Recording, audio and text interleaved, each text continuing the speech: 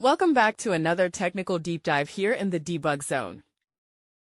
Today, we're tackling a big question and breaking it down with insights from other users. Hopefully, this clears up some misconceptions and helps you get the answer you need. So buckle up, stay a little curious, and let's jump right in.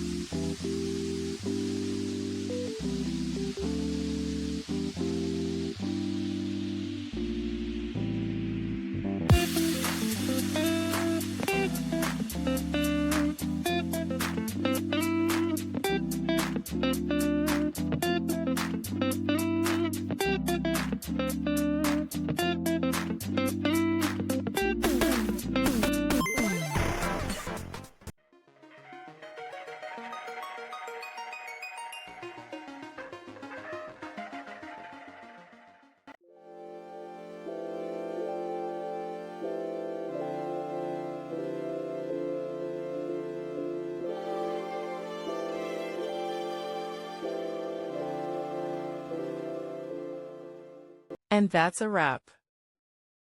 I hope you found the answer you were looking for. If you did, take a second to hit that subscribe button. It really helps out. And let me know in the comments which solution worked best for you. See you next time in the debug zone.